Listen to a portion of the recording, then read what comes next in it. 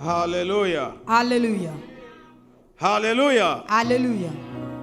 Nonge kubaramutsa amahoro y'Imana. I greet you once again with the peace of the Lord. Hanyuma ndabaha kaze kandi muri uyu mwanya mutoya kugira ngo tuganire ijambo ry'Imana. Also welcoming you in this short time so we can speak to the words of God.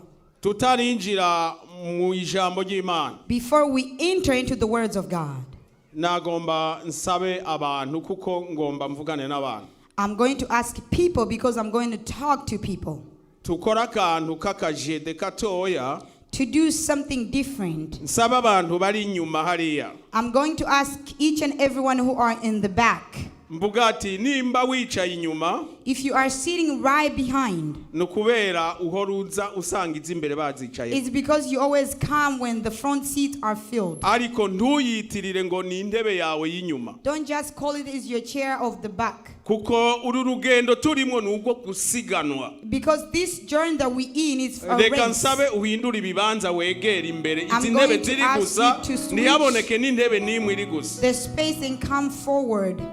We don't want to see any empty chair. If it's impossible, Uigiri yawe uwahora yicara azaricara inyuma. make it yours. Whoever was always sitting here so they can sit in the back. Bigukundiye bikubera uko nyene. If it's possible, let it be like Uzurasiganwa that. n'izi ntebe z'imbere. Always race with the front seat. Zikubera yawe uyu yahora yicara ngaho no munsi atabonetse. So they can always be yours, the person who is missing Azoce today. yibaza ngo nibiki byahindutse. They'll ask themselves what happened. Nawe abanza afata ibibanza by'inyuma. And then themselves, they can go in the back. Wicara inyuma kubera uhora usanga zamaze kwicagwa ko zimbere. You always sit in the Ariko back izi zimbere because si the front is z'umuntu wari we filled. wese. In the front, it's for everybody. Sawa murakoze cyane. Thank you very much. Ndabahaye kaze muri uyu mwanya kugira ngo tuganire ijambo I ry'Imana. welcome you so we can talk about the words of God. Novuga ati uno munsi I'll say today, ijambo ry'Imana tugiye kuganirako. the words of God that we're going to talk about, Ni ijambo ry'Imana tumaze kwimisi. it is the words of God that we have been learning. Sirindi It is not different. ni rya jambo ritusigurira cyange kusobanukirwa icyaha icyarico n'ingaruka yacu. It is the same topic that explains what is the sin and its consequences.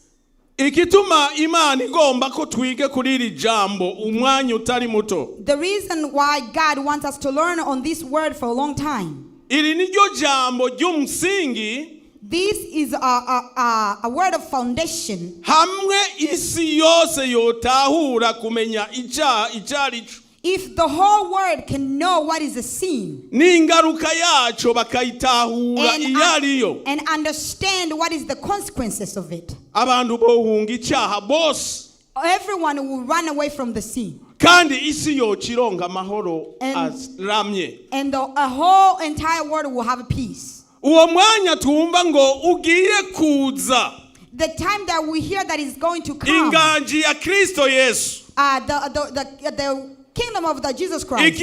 Igituma iyo nganji ari nganji y'amahoro. The reason of that ruling is a ruling of peace. Nukubera atacaha kizoba kirimo. It is because there won't be any sin in it. Iyo atacaha kihari. If there is no sin, Niho hakikijwe n'amahoro. then it is surrounded by peace. Isi yose aho iva ikagera. From the beginning and the end of the world Ihanze amaso abakijijwe. is looking at those who are saved Ngo begeraniriza amahoro. so they can put together peace Hanyuma babasubize bayakwize hose. and then spread it everywhere. N'Imana yo mw'ijuru. Even God himself in heaven. Nico cyatumye imanuka. That's why he Ngo came icungura abo and mw'isi. to save the people of the world. Bajya bazomwakira. Those who will receive him, Bacika abana biwe. they will change to be his Abo bace children. bakora igikorwa And thus they will do the work cyo kuhindura sasa. of changing people. Isi ihinduke. So the whole Yose entire igende world ku will change. murongo. And everything will go online. Umurongo ugendera ku ijambo ry'Imana. The word that goes on the word of Umurongo God. ugendera ku mabwiriza y'Imana. Line that goes on God. Nico gituma aya majambo tugenda tuganira. That is why the words that we always talk about, Tugenda tuganira ku byagiye biba ku batwitangiye we imbere. always talk about for those things that happened to those who were before us. abatwitangiye imbere those who were before us, nibo Imana yari yazigako that the ones that God expected them akarorero to have an ko kugira ngo example bakore neza of do great things, hanyuma babone kwanduza isi yose and then spread it around the world. nguko natwe muri iki gisagara cha Houston Like in this city of Houston, abakibamwo those who live in it, batuhanze amaso they're looking at us. hanyuma nitwahinduka Once we change, ngo natwe tubanduze and then we will spread to them uko kuhinduka our kwacu changes. baratuhanze amaso They're just looking at us. nimba utarubizi If you did not know, baratuhanze they're amaso looking at us. aho uherereye Wherever you are, barakuhanze they're amaso looking at you. nico kituma Imana yo mu ijuru That is why God in heaven, aho yaziga umuco where he expected light, ukomoka ngo urasira abari mu isi bari mu mwirima where it will come from to the, shine to the people of the world. iyo and habaye darkness. ukwigenza nabi That is where there is a bad ways. nico kituma itahagirira imbabazi That is why he does not forgive it. ibyago byagiye birashikira abamenye Imana The trouble that happened to those people who knew God, aba mu isi batazi Imana ntabwo barabishikira the people who are in the world that do not know God, they haven't reached that level. ibitangaza bikomeye cyane The very powerful miracles, byose byandurutse ku bantu bamenye Imana barayivako everything came from for those who niho knew God and handurutse left ibintu him. bikomeye byose byanyuganziza isi biteye ubwoba That's Imana where yakoze everything that shaked the world came from. reka twinjire mu ijambo ryacu We're going to enter into the words of God. novuga ati reka mbanze ubwanje nk'uko tubwiye ngo umukozi ni umwe I myself, like I said, they said it's only one preacher today. nsubira inyuma katoya Go back a little aho bit twaherukaniye where we tuganira ku bw'ijambo ry'Imana the last time we spoke about the words of God. twaravuganye We talked about ariko abandika ntibandike iyo siteme yanje y'uno munsi those who are writing do not write. That's not what I'm going to teach today. nabahaye teme n'ijambo ry'uno munsi I already told you the subject of iryo today. niyo batushirirako That's what they're going aha to do. ngomba nibuke cange nibutse ishengero I'm going to remind the church aho twaherukanye mu minsi yahera what we learned the last time I was kuganira mu here. ijambo ry'Imana Talking about the words of God. twaganiriye ku byabaye ku Bayisiraheli We talked about things that happened to the Israelites. bari mu rugendo kuva hariya muri Egiputa baja mu gihugu cy'isezerano bari bahawe When they were n'Imana leaving Egypt, going to the promising land that was given by God. ibyago bagiriye mu nzira The problem that they kubera encountered in urugendo the rwari way, rurerure because the journey was long. abo bari abantu Those were people bamenye who Imana bigishijwe knew God, who were taught, basezeranye n'Imana bamenya n'ineza who y'Imana promised God, and they knew the greatness of God. ariko kubera inzara n'ibyifuzo byabo bitandukanye But because of a hunger and bad desires, bibagira amasezerano bari bafitaniye they n'Imana forgot the promises they had with batangura God. kwidodombera Mose They start n'Imana complaining to Moses and God. Bibiliya iyi mvugo yakoresheje The kind of language that the Bible used. mu Kirundi yitwa imvugo mbabarira amatwi In Kirundi says the language that forgives the ears. mu buryo ururimi rwo kuhendahenda In the way of softening the ariko words. imvugo nyayo itomoye yo kutobora The right language to say the whole truth. Abayisiraheli The Israelites, batanguye kutuka Imana na Mose they started cursing God and Moses. ariko ururimi mbabarira amatwi But the soft Bibiliya language, ivuga ati ngo bidodombera Imana they complained to God na Mose and Moses. ariko abaje kubivuga neza But those who said it well, nababonye Imana imaze kushangashigwa there were those who saw God angry. irababara n'ingene bariko baratuka Mose n'Imana. He got angry because they are cursing him and Ngo Moses. ibasukamo inzoka z'ubumara. And he pulled in a serpent or snake. Ngo zirabakubita zirabakomora bose benshi barapfa. They beat them and most of them died. Bakeya bagiriwe ubuntu batarashikirwa. Only those who had grace. Biruka bagana kuri Mose. They ran to Moses. Babwira Mose ngo turapfuye. They told Moses we're dying. Ngo tutabare. Help us or save Mose us. abazana ibiki byabaye. Moses asked them what happened. Bavuga ati ngo twatutse Imana They na said, wewe. we cursed God and yourself. Ico Mose yakoze yaguye ku mavi arasenga atabaza Imana. What Moses did, he knelt Mana down and wagize cried to God. gute ibi nibiki? And he asked God, what's happening? What did they Kubera do? Mose yagendana n'Imana. Because Moses always walked Imana with imuba God. hafi. God was closer to him. Ivuga ati nta yindi nzira iriho. He said there is no Abantu other way. bapfuye. People have already died. Ariko ko warize imbere yanjye. But since you have cried in front Genda of me, ucura inzoka isa na zijya zabakomoye. go and create a snake that looks like those that were beaten Ucumanika ku me, giti. and hang it on the Uza tree. kuba yariwe. Whoever will be beaten, Nukiri maso agoyagoya. and those who are in bad situation, Bikahuza amaso uyu azokira. and if they face that Mose snake, they'll be amanitse iyo healed. nzoka. When Moses hanged the snake, Cyari kigongwe. it was the forgiveness Cyasabwe n'abantu batabaje biruka. that was asked for those who are asking for help.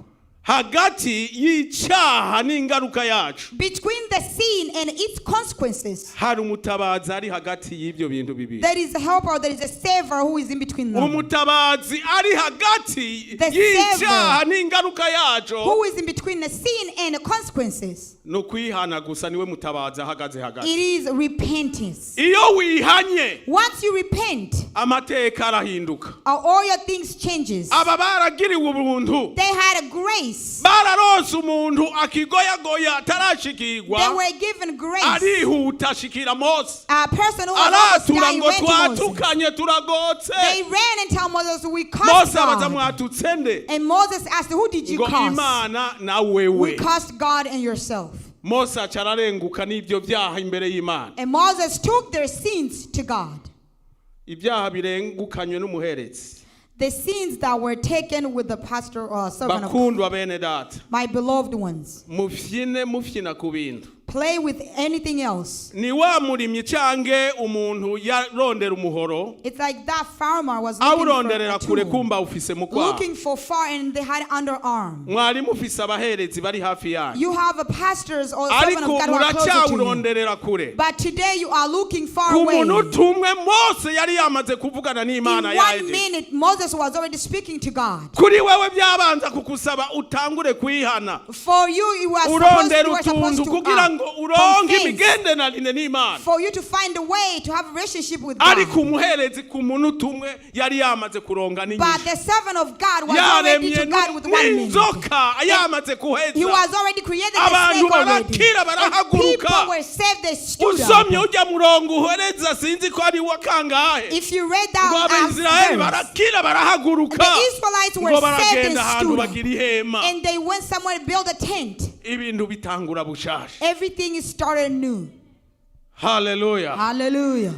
Icyaha ni kibi. A sin is a very terrible thing. Iryo niryo jambo tufise n'uno munsi. That is the word we have today. Tukiriko turasigura. We're still explaining. Hano mw'ishengero. Here in the church, Cyangwa bakijijwe. or those who are saved, Ni mwebwe Imana ihanze kw'amaso. you are the one that God is looking at. Nico kituma ibyaha byanyu That is why your sins, ari igikorwa kibi cyane imbere y'inyonga it is a z'Uhoraho. very terrible work in front of God. Umukozi w'Imana hano yahagaze hano mwarimu Ponsiano yavuze ati A servant of God who stood here, Postian, last time said, umupagani cyangwa umuntu ataramenya Imana a pagan or a person who haven't known God, iyo ariko arakora ibyaha Once they are committing a sin, Imana ntikeringa nayo. God does not care about that person. Kuko akora byasebuja nyene. Because they are committing a sin because they belong to Imana ibanza Satan. kufokasinga natwe. God is always focusing on his Nitwamara people. kwakira no kuhinduka. Once we receive and change, Tuce tusanga wa munyabyaha then ataramenya ijambo we'll go ry'Imana. meet the sinner who does not know the word of God. Tumubwire atahura bimenye. And tell them to understand and know. Nawe yakire Kristo kuba umukiza So they wiwe. can receive Jesus to Iyo be the amaze Savior. kwakira Kristo kuba umukiza wiwe Once nawe. they receive Christ as their Savior, Ibyo azokora mu nyuma yaho. whatever they will do after that, Imana izobimukurikirana ko gose. God will count Kandi on them. izomurereka hafi na hafi. And God will be checking on them. Nico kituma ibyo watuza kanwa kawe. That is why whatever you utter with your mouth, ukagabitanya, and then you mixed up yourself, bituma bishikira Imana ningoga ukahanwa ningoga. it causes it to go to God faster. Imana And then you yahanya be punished. Abayisiraheli Mose ataraza no kuza. God punished Yumvise the ibitutsi Israelites gusa before even arakubita. Moses were there. He heard only the cussing, and then he started punishing them. Reka tubandanye n'iryo jambo tuze ku cigisho cyacu cuno munsi. We're going to continue with that word for the teaching of today. Nariko ndakwibutsa ibyo twigishanyije. I was just reminding Nimba you why we were taught last time. If you still remember Umenye that, ko wewe know that you ni wewe amaso y'Imana arerekako. you are the one that the eyes of Kugira ngo God is ugire ico watching. uronka. So you can get something Ukigaburire ko n'abandi b'iki gisagara. and share it among others in this Iyi city. neza wamenye kuri we. The greatness you have known from Uyisangize him, n'abandi banyagisagara. share it to other people in the city. Nitwakwigwa twese hano muri Houston. If we all get it in Houston, Tubone kugenda tuhura nabo muri Austin bazi no natwe tugenda hari. then we'll meet with the people of Austin, go Turangize there and they umurimo. come here. And then Kugira continue ngo with the word of Kristo God. Yesu aze kurangiza umurimo. So Jesus Christ, Aze once he come kutora to finish the ishengero. word and pick up the church. Ijambo tuza kusoma uno munsi tuza kuvuganako. The words we're reading today is, Ni jambo rikiri ku cyaha nyene n'ingaruka yabyo. it is a word is still on the scene and its Ijambo consequences. ry'umugararizo kugarariza. Disobedience. Kandi aya majambo ntavuga ku bantu bari hanze. These words are not speak about people who are Rigenda outside. ritubwira abari mu murimo w'Imana kandi It talks on us, or people who are in the work of badukwako n'uwo God. mudayimoni. Those who are already get onto that demon. Akakura kaguka And then cyane. it spread and get big. Hanyuma akasambura n'ishengero And ry'Imana. then it can even destroy the church. Ariko ikintu cyose gihagaze ku kusambura itorero ry'Imana. But whatever that stands on destroying the church of God, Imana ntirushaba. God does not let it happen. Kandi ntibona ashobora. They cannot be able to. Yonyene niyo yihagurukira nk'uko yahagurutse muri ico gihe. Him himself is the one who stands up Turaza like he did kumva last time. katoya. We're going to hear in short Kuri aba bene data nabo On bagararije. on these people who were disobedient. Umugararizo wabo mu kutegura For them to prepare their disobedience. bari bawuteguye ngo bagararize abakozi b'Imana. They want to be disobedient on the servants of God. Uwo mugararizo uratera urakura. And then it happened and it grew bigger. Utegure igitabo cyo kuharura. Tuje Get mu ready the book kuharura. of Numbers. Kuharura igice ni 16. Numbers chapter 16. Tubanze tusome imirongo 3 ijya ya mbere. We'll read the first 3 verses. Kugira ngo ituhe ubwinjiriro bw'icigisho cyacu. So it can give us the Turaza beginning of our turamanuka teaching. gato hari imirongo yo hagati tuyikorako. We will go touching the Aho middle niho of hari our icigisho verses. cyacu cuno munsi. That's where our teaching of today is. Kuharura 16. Numbers 16. Umurongo wa mbere tugeze kuri 3. Verse 1 through 3. Tumve uwo mugararizo wundi And you hear the kind of disobedience w'abantu bahagurutse ngo bagararize umurimo w'Imana. of those who stood up wanting to Mu kugarariza bobo bagarariza ngo bagarariza kubw'abakozi b'Imana. they thought they were doing it because of servant of God. Basanga kumbe bariko baragarariza Imana yo mu ijuru. But they were going against the God of heaven. Dusome mu gitabo cyo guharura 16 ku murongo wa mbere. Umutwe w'ijambo uvuga ngo Kora na Datani na Abiramu bagarariza Imana. Kora mwene Isihari wa Kohati Kohati wa Lewi agararizanya na Datani na Abiramu bene Eliabu na Oni mwene Pereti bo mu ba Reyubeni. Kabiri, bakurira hasi Mose bafatanije n'abishengero 250 abari imbere mu ikoraniro barurangiranwa bikoraniriza hamwe kurwanya Mose na Aroni. Barababarira bati byanyu biratunaniye, erega ishengero ryose ni ryera iyo bava bakagera, kandi Uhoraho ari muri bo. None ni iki gitumwa mwishira hejuru y'ikoraniro? Hallelujah. Hallelujah. Hallelujah. Hallelujah. Hano tumaze kusomerwa amajambo y'Imana. Here we have heard the words of God. Aba bantu batatu, These three people, Kora na Datani Korah and Dathan na Abiramu, and Abram, n'abantu batatu bagiye umugambi. there were three people who had plans. Uyo mugambi wo kugarariza, The plans to go against. bagarariza nde? Mose na Aaron. To go against Moses and Aaron. Ariko umutwe ndangamajambo But the title of this teaching, waciye uvyunyura. and then he made it worse. Bobo bagira ngo tugire umugambi wo kugarariza aba bagabo. Them themselves, they thought that we were going to go Batukuye against these three hariya men. muri Egiputa Who took us from Egypt ngo batutware hariya mu gihugu c'isezerano, and take us into the promised ariko land. ntitushikayo. But we do not want to go Twabonye there. amagorwa, We have seen so many troubles. ntitukironka n'ibyo twaronka hariya. We don't even get the things that we used to get over Ariko there. bigeretseko But on top of that, byasizeko n'ibintu byo kwishira hejuru, They ngo put- nibo bayobozi batuyobora gusa kwishira hejuru, they put a pride on nk'uko themselves abandi above bantu everyone n'abandi else, bantu bariho boshobora kuyobora. as if there is no one else can lead us. Ibintu byagiye kunyuka ryari. The things that got worse. Mose na Aroni Moses and Aaron, bari bagiye mu mirimo y'Imana ahantu, they were going into the work of God somewhere. abari basigaranye itorero Those who were staying with the congregation, baca baba abagabo sasa.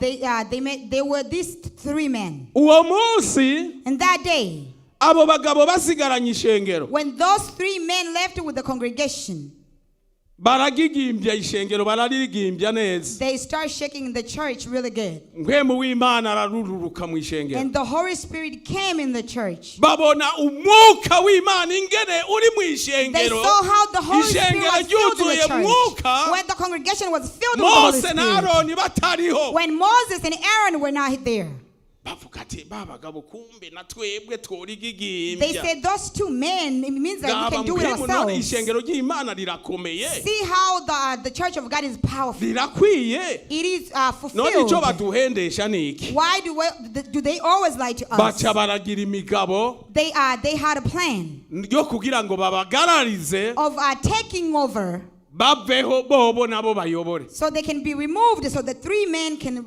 lead them. Mose agarutse na Aroni When Moses and Aaron returned, aramenya ayo makuru. they knew the news what happened. Mose ubwiwe yamenya ati ngo abagenzi dusangiye umurimo Moses knew that the friends that we share the work of God, barinjiriwe na mpwemu mbi. they were attacked with the Wumve bad spirit. imigabo mpwemu mbi yasohotse mu bagabo batatu. The evil spirit came out from the three men. Barayikwiragiza mu bantu bangana 250 mu itorero rimwe They nyene. spread it to people of Basanzwe 250 in bayoboye, the church. Who they muri were bo leading. harimwo abari And some of them were Abalewi bahereza n'ibindi bacana bya mibavu. they were like a pastors or servants of God. Impwemu mbi y'umugararizo ikwira mu bantu 250 na 50. The evil of disobedience was Ba filled in bandi the 250 bakizigenza people. bo hejuru And gusa those are people who were on the top. bagumura itorero They saw the church. baricamwo imice They divided the church. aho baherereye ntibakundira Mose na Aroni kandi bayobore. Where they were, they did not want Moses and Aaron to lead them anymore. Mose na Aroni And Moses and Aaron, baragira inama bagenzi they had a plan. They had a meeting with others. ngwe bagabo They said, man, ishengero ntitworitwara uko turicamwo uko we cannot lead the church in this rifise mwene way. ryo The church, it has who it enda belongs to. nimuze mwese uko mungana amajana 250. Let all of you 250 come. umwe wese azane ivyotezo vyiwe Each and everyone bring your yosereza plan. kw'imibavu To bring imibavu sinzi mu Cyongereza mu byita zabiu whatever that smelled good. bo hanyuma tukorane tuje imbere y'Imana. So we can gather and go in front of God. Imana yo mwijuru nitwamara konsa imibavu Once we bring what smells, go in front of God and pray. ndazi Imana yo mwijuru irururuka I believe the God of heaven will come isobanure ubutandukane buri hagati yacu and explain the kandi division among buroranye us. neza tubandanye imirimo And neza. then he will set everything on the line. Amaze kubahamagara Once he called them, ndiko ndavuga amajambo ari muri iki kice I'm telling you the words that are in this chapter. kuko kusoma vyotutwara umwanya munini Because reading all ariko of it will take us ntaguhaye some time. igicurabe aho ongenda natora imirongo iri musi kumanuka I'll be choosing a few verses under there. amajambo makuru niyo tugenda turachuzinga. We'll just choose the most important words. Amaze kubabwira uko Once he told them, aba bagabo uko ari batatu bari nk'abanyenyegiti these three men, as they were like leaders, Kora na Datani na Biramu Korah, Dathan, and Abiram, babwira abagenzi bati they told friends, aba bagabo mwayumvise aho basomye bavuze ati ibyanyu you have heard how they read. The thing is theirs. twarabihinyuye We have already aho understood mugenda your ways. mwishira hejuru You always put yourself ishengero up. ry'Imana rirakomeye A church of God kandi is very nizima powerful. And then it's very well. nta byo kutuhenda kandi There is no way you're going to lie ngo to us murabakuru again muri bindi n'ibyo mwatubwiye ngo mutukuye muri Egiputa and say you are leader of tutaranabibona no us kubibona. and say you bring us from Egypt and we didn't even see what you promised Abwira us. abagenzi ati They told the friends and said, umuti w'aba bagabo ni ukutabitaba. the medicine of these people is to not respond to them. Naciye ngira ubwoba mvuga ati aba ijambo nasengeye I had a fear and said the words I prayed for nizo zobiza intebe will be these chairs. naravye intebe zigaragara I saw an empty chairs. nca ndibaza mvuga ati boba ari aba nyene I prayed and asked myself, these chairs are the ones who said we do not want to listen to them. ariko And I had a fear back. vyari ivyiyumviro vyanje ko ndi umwana w'umuntu It was just my thought because I'm a human being. ariko si ivyo But it's not that. ndiko ndarondeza I'm just seeking and kandi looking. n'ijambo ry'Imana riko rirarondeza. Also, the word of God is looking. Hari aho wosanga Datani na Biramu bari mu hano There might be that kandi impwemu iri muri bo and the spirit that is in them. nimba itarashikira abantu amajana 250 If he has now reached 250 people, yo bigeze kuri 40 it might be onto 40. ngo ego me na And say, jewe yes, me too. nabibona uko nyene I see it like that. aba batama jewe These are elders. sinzi ko barakwirijana I don't know if they're 100. ariko Abiramu na Datani But Abraham and Dathan, amajana 250 250 people. bobo bari bakomeye cyane impwemu yabo yari ikaze They were very powerful. Their evil ntiyari spirit was ifashe bato powerful. bato It did not touch those impwemu weak yabo people. yagiragurukira bajya banini Their nyene evil spirit za touched the nzego powerful people. z'ishengero duhagurutsa mu gitondo All no those ku leaders mugoroba of the church we stood dusangira up in the morning and amanama afternoon. The one we nico showed them bahereye ko barafata that the one amajana they 250 start on 250. bamaze kugumuka Once they started going again, Mose na Aroni barabura ico bofatirako Moses and Aaron, they had nothing to do. bavuga aba bantu ko baciye banka n'umubonano And these people refused even the meeting. turagira gute tushobora gute kutunganya umurimo What w'abandi shall w'Imana we do? How are we going to do the work of God? ko banse saza kwitaba umubonano Since they have refused to come to the nimba meeting, Imana ikorana nanje if God works with me, ndazibanga aho Imana igiranira n'umuntu imigenderanire I know the secret where God has relationship with the person. ni hehe Is where? reka tuwasome wumve Let's read it so you can hear it. Mose yaciye aca ku Mana ngo Mana Moses went to God and said, abantu God, bangumukanye these people are ibyo disobedient. ndagusabye What I'm going to ask you, ntusubire kwakira ikimazi cyabo do not accept any sacrifice from them. iyo ikimazi cyawe imbere y'Imana If your sacrifice in front of God kitakifise uburenganzira aho kije does not have a permission where it goes, harimo ibanga rikomeye mu kimazi there is a powerful secret in the nimba ikimazi sacrifice. cyawe nimba ushikanira Imana If you go to offer to God, nimba utanga ikigira 10 if you give the tenth or the tithe, ngo kunuga gusa uri kurata and just dropping like you just dropping, utavuga ngo iki kimazi cyanje ni iki if you don't imbere y'Imana say this my tenth is ikimazi what, cyawe nico kiganira kigakuganiriza your hagati yawe sacrifice n'Imana or your offerings is the one that speak in front of God. Mose arabwira Imana Moses told God, ngo aba bantu Mana these people, oh God, banza uhagarike kwakira ibimazi byabo stop receiving their sacrifices. ubushobozi bw'umukozi w'Imana bwo kugara no kugurura The power of the servant yahawe of God of n'Imana yo closing and mw'ijuru. open that he was given by God of heaven. Mose arabwira Imana ngo abanze Moses told God,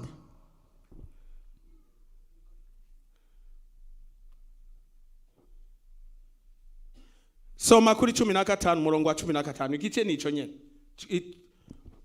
ikiro kice cya 16 soma umurongo wa 15 umwe gusa same verse, same chapter 16, verse 15. iyo ni business ya Mose aratanguye That kurondera ingene acapana nabo bagabo That is the kugira ngo business how ibikorwa bigende Moses neza started to see how he can go with those three men. Mose araraka cyane asaba uhoraho ati ntiwemere amashikanwa yabo urazi ko atawe nanyaze indogoba nimwe canke ngo hagire n'umwe nagiriye nabi 16 geza aho gusa. Then Moses became very angry and said to the Lord, do not accept their offering. I have not taken so much as a donkey from them, nor have I wronged any of them.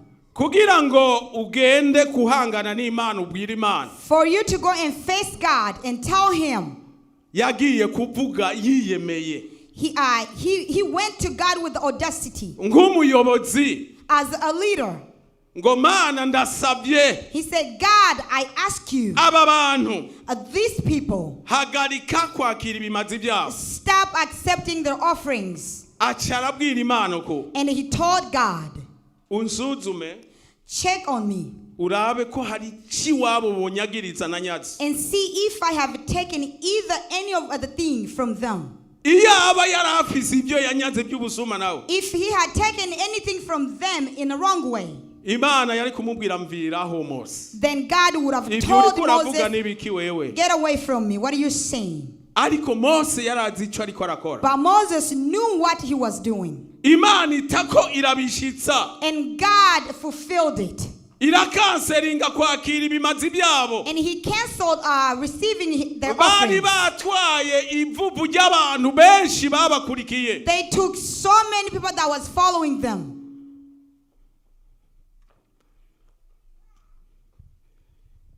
hanyuma Mose arasenga avuga ati hanyuma Imana icugo rubanza Moses prayed saying, may God be the judge.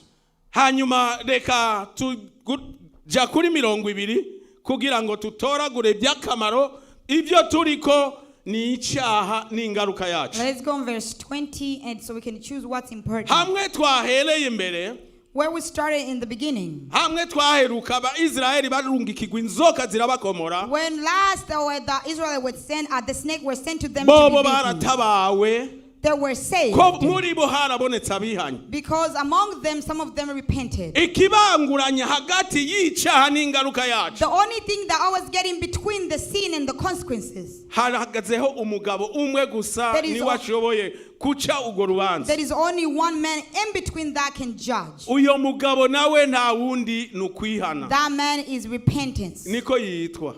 That's how he called. Bantu b'Imana, People of God, gira ukwihana nk'umugenzo. repent, make it a Wiremere repentance as a imigenzo yo tradition. kwihana. Make a repentance as a tradition. Reka ndakubwire katoya. Let me tell you one thing. Igituma ubona abantu benshi bigora, The things that cause you, the Kugira reason ngo- why you see so many things are hard, ureke icyaha, for you to stop sinning ugira amahoro, and to have peace, nukubanza kwiga urabe imiruho y'icyaha. it is for you to learn to see the problem with the Kukikora sin. biroroshe, Because committing a sin is very easy. ariko kwihana icyaha birarusha. Repenting kukikora. is very tiring more Iyo than ukoze committing it. icyaha, Once you commit a sin, kugira wihane for you to repent, utagiriwe ubuntu, if you do not get grace, hari aho umara n'iminsi 3-4 utasinzira. you might spend 3 Uriko nights uriyumvira ngo sleepless nzotweruka imbere without y'uyu muntu gute. thinking how you going to ask Nzovuga for iki? forgiveness. What would I say? Bwibone nawe akaca kusanga aho nyene And uryamye then uriko pride uriyumvira will come where you are sleeping. yo kukengera. If you go to ask for Abandi forgiveness, she will bariryamiye, disrespect you. Others are bifitiye sleeping. amahoro bariko They baragona, have a peace and the bariko snoring. barerekwa, abandi baroteshwa. Other people are dreaming. Wewe uriko uranigana n'icyaha And igifunze kugira you, where you are fighting ngo with the sin. yonkengera. And say, if I go to ask Teka for mbanze forgiveness, ndabire kuko. she will N'abandi disrespect siho me. bari. And others are there. Hamwe mpemu yotwemerera ngo tubazanye ngo uheruka ryari kwihana. If the Holy Spirit will allow us to ask one another, when was the last time you Hari abo repented? bosanga bihaniye mu nkambi y'impunzi muri Some Afrika. people, you find them, the last time Kushika they bashika muri repented Afrika, was in Africa. ukwihana kwabo Their only repentance, usanga ukwihana kwabo ku mugoroba. Mana uranzi urambona night they'll say, God, you know me, you see me, nta cleanse me. mugororo tariho There is no righteous. Yes. none kuravugana nani. who are you talking to? Benshi niko kwihana baheruka, Most of people, that's how they repent. ariko ukwihana But repenting, kwari kutubera umugenzo it should be like a tradition. kubera icyaha kirarusha bakunda. Because a sin is very heavy. Hari aho ukora icyaha uno munsi Sometimes you commit a sin today. kugira ngo ugirirwe ubuntu, For you to have hamwe no grace, kugwana naco n'ibifunsi. you will keep fighting with that sin. Usanga uze kucihana mu kwezi k'umunane kandi ari icyaha cy'ukwezi kwa mbere. You will find yourself repenting Aha uba the wagiriwe ubuntu, sin of waragwanye kweli. May in August. Ariko kijya cyaha But that sin, kubera umugenzo wo kwihana utakiri muri twebwe, because the tradition of repentance is not in us. benshi baragejeje Most people, they tried. bakora icyaha, They commit a sin araza mu murimo w'Imana, and they come into work of God. arahagarara nk'uko ndiko ndavuga, They stand like I'm speaking.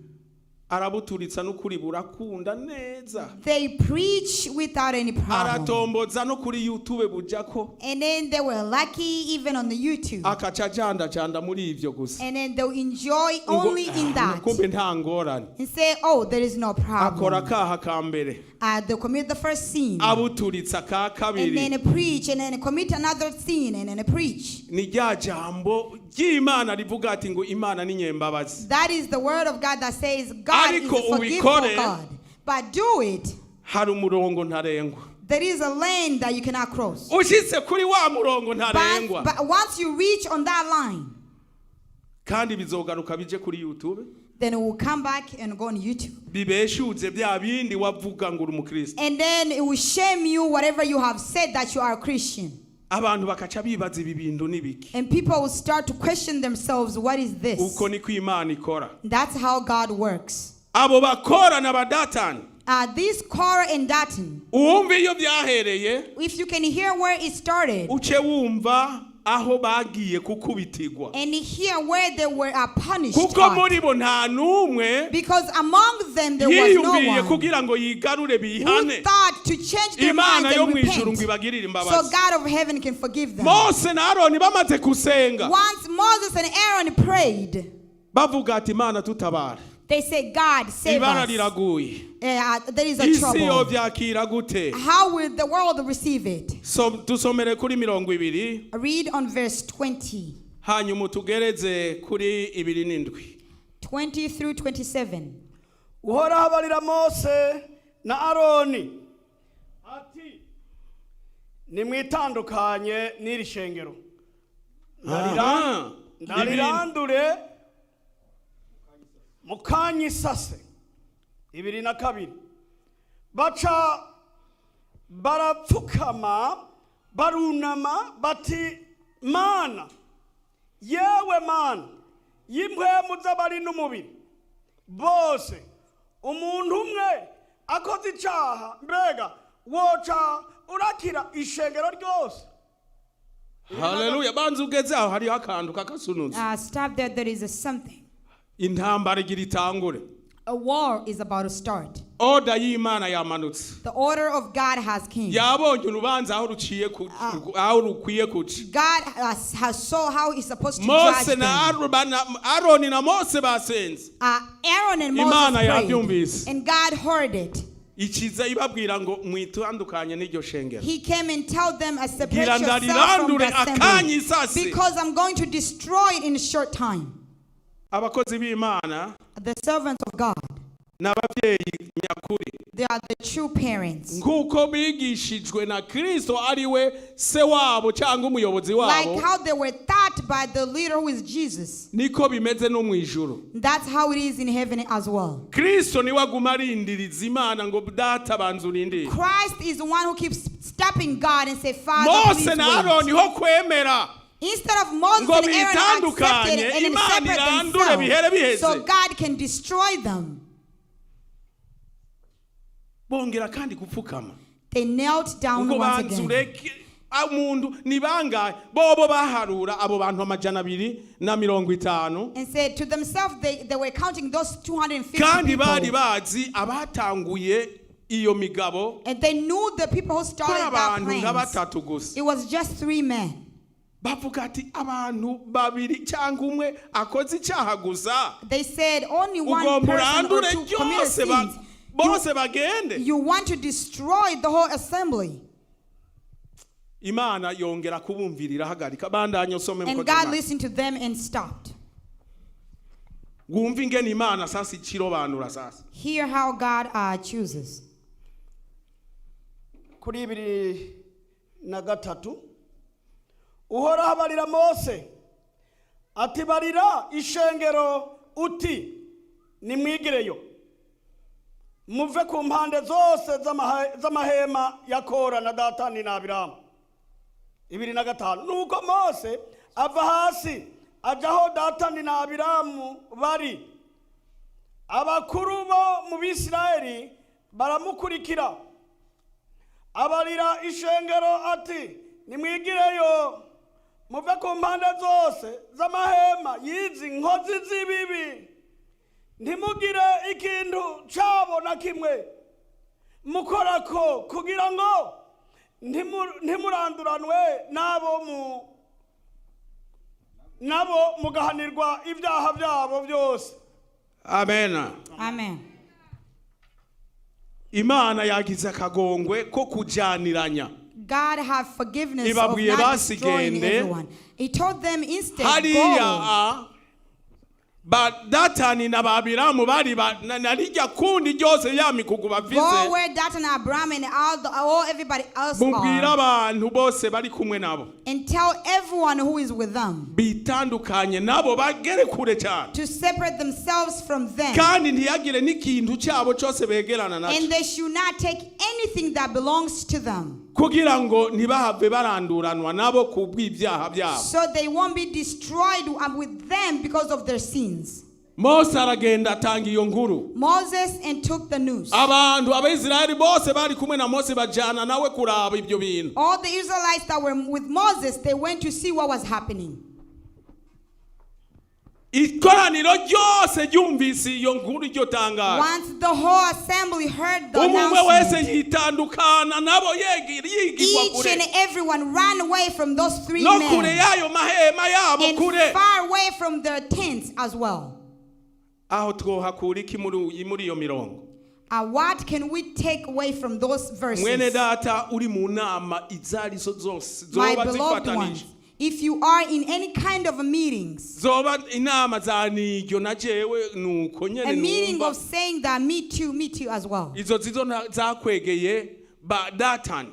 Those are the one that brings trouble to Dathan and Abram. Nimba uri hampande yabo. If you are closer to them, Ni wigigwe hano intebe ziragaragara. just run away from them and get closer. The chairs are Kugira empty. ngo So, uburake bw'Imana ngo bwoye kukutwarana n'abakoze ibyo byaha bazanye iyo migabo yigaye. once the anger of God comes, it will not take you with them. Cusimbira kuri 30.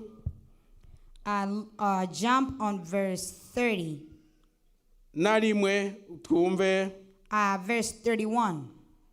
bamaze kwitandukanya ishengero rimaze kwitandukanya nabo. And here what happened after the Bumva iryo assembly tangazo separated rya Mose na themselves. Aroni ico rije gukora. And here what the news is coming to do. Ucu tusomera itatu na ugere utangura 31. Verse 31. haravuga ngo agiheza kuvuga ayo majambo yose aho nyene bahagaze isi irasaduka irasama ibamirana n'izo n'ingo zabo n'abantu bose bakora n'ibintu byabo byose 33 nuko bo n'ivyabo byose baramanuka ikuzimu isi ibarengako bararanduka bazimangana muri iryo shengero 34 Abisirayeli bose bari bahakikije barahunga bumvise ugutaka kwabo batisi yose Yoye kutumira natwe. Bwana asifiwe. Amen. Ngo baravye bumvise umuhindo wo kutigita. When they heard that the shake of the earth, Ariko bari bamaze kwitandukanya babirorerera kure. but they were already separated themselves among the three Ishengero men. ryose rikibabamwo When the whole church yumva was leaving amajambo ya them, Mose na hearing Aroni. the words of Moses and Aaron, Abari basigaye ku ruhande rwa Babiramu na Badatani. those who were left on the side of the Imiryango three yabo men, yose niyo yari bakikije. and their family was surrounding them. Bavuga ati herabi ivyo. They say, look at these fools. Birahindutse kandi biragiye. Look at these fools are Ngo going. bahagaze hariya bariko bararorera. When they stood aside Ngo looking at bumva them, umuhindo wo gutigita. they heard a Ngo shake isi of the irahinda earth. agatsitsi. Our earth is shaked. Imigaga isatura kujya nyene bingana. And the earth was Na ya mahema split. yabo yose. N'imiryango yabo yose n'inzoya The uko earth bangana. split in the middle, and in their tents and their family and everything they Nabo owned gingo nuno musi. were swallowed by the earth. Nta kasanira k'iyo miryango kariho. Not even one single family of those Bose three men. bararanduranwe n'isi burundu. All of them were sent to the evil Imana realm of the dead. iratsimanganya iyo mpwemu mbi. God destroyed that evil spirit. Kubera iki? Why? Baranse kuhanurwa. They refused to Banse listen. no kuca bugufi ngo bihane They bigarure. refused to humble Kuko Imana themselves ni and come back. nyembabazi. Because God is forgiveful Iyatuma God. yemerera Mose kugenda irahindura He is the one who ihindura. always accepted Ibyo Moses Mose to ayisabye change and ikahindura. change. Yari inzira yo kucicanzo kugira ngo bashobore It kwihana. was a Ngo way of bakire making urwo way for rubanza. them to repent. Ariko ntibyashobotse. But it was not possible. Turangirize kuri Isaya 52 n'icenda. Isaiah 59. Ya, Isaya 59. Isaiah 59. Hanyuma umurongo nujya wa kabiri wonyene. Hanyuma tusenga Imana.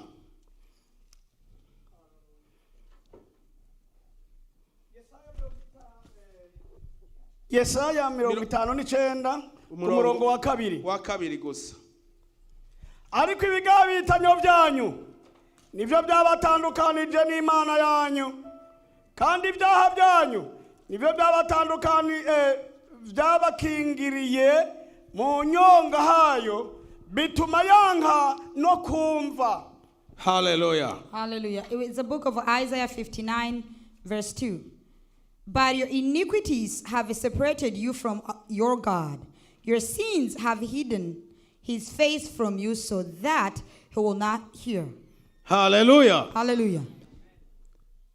Ngwibigabitanyo byacu gusa. Your iniquities nibyo bitutandukanije n'Imana. are the one separating us nibyo from God. bisize urusiga hagati yacu Are the n'Imana. one putting a space between us and Nibigabitanyo God. byacu gusa. Only our sins or our iniquities. Na nibyo bituma. That is the things that are causing. Bituma n'Imana yanga kumva. That is causing God to not hear. Ikachitako ikihorera. And then God will go silent. Ntugire ngo ibyo uhura navyo.